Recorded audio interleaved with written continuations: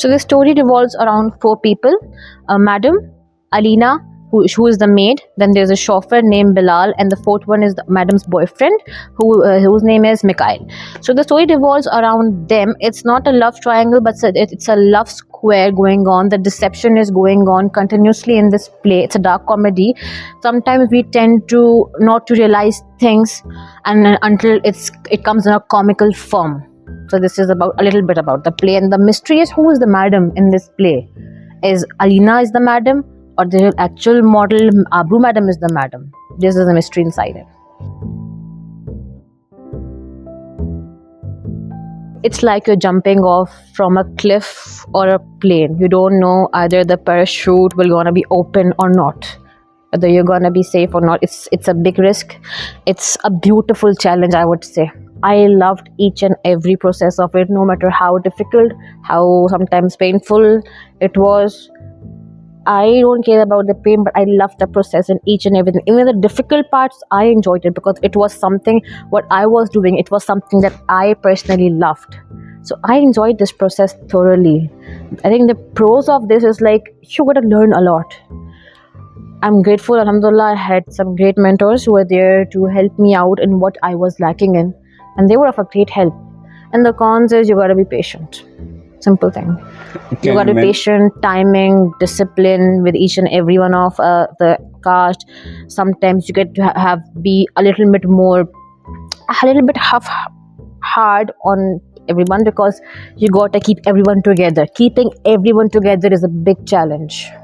These are the things. You have to adapt everything according to your country where you're living. So deception, love, kindness is everywhere around the world. It's how you take it in your form, in your culture, and adapt it to what's happening around here. So I looked at the perspective of that place and to my place and connected that into a middle point, that what are the similar points that are happening around. Okay, so there were things in the script that we couldn't show in theatre because obviously we have censor board and censorship and everything. So I had to remove it, or I would say I turned it into something else that is, cultural appropriate. I did that.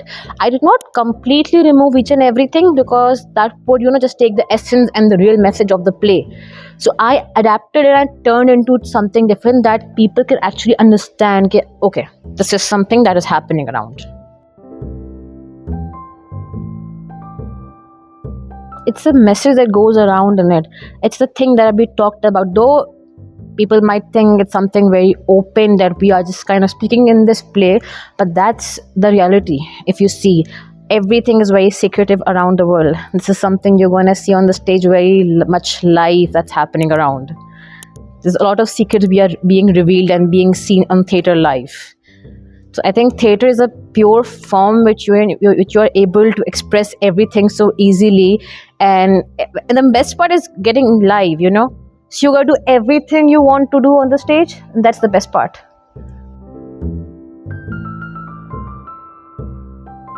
Dark comedy says everything. You're able to express. Sometimes people laugh in pain. You see a lot of people laughing, but you don't know what's happening inside them. That's the beauty of it.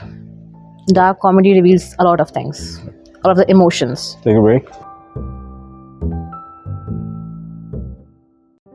I did audition a few for a certain character, to be very honest, because I wanted a fit for a character for Mikhail, the boyfriend. Then for the other characters, while I was reading my script and everything, I could imagine some people, some colleagues actually own those characters, because I know how people and what kind of tendency each and everyone has, and people in my cast have some great tendency to play even some open roles and everything. So for these kind of characters, you have to be very sure to take people who are open to choices and taking challenges. That's the biggest part, because not every actor, not every person is able to do every scene, and not comfortable in every scene.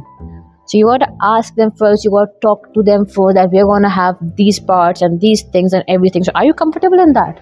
That's the biggest challenge.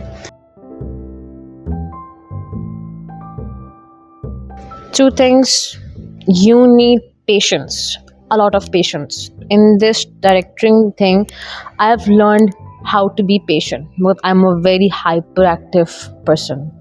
I can't stay at one place. I keep jumping here to there and there. In this part, in this play, I've learned how to be patient no matter what you're going through, what is coming next. You gotta be patient in every aspect, every aspect. Secondly, you have to see what kind of mental health are your actors in currently. Are they fine? You have to continuously ask them, are they doing well? No, because if a person is down, the whole rehearsal would go down definitely. It does happen. So you have to make sure each and every one of them is doing well. They should have trust in you, and you should definitely have trust in your actors, and you should keep appreciating them at some points, because every one of us need appreciation to what we are doing. And I see this process works.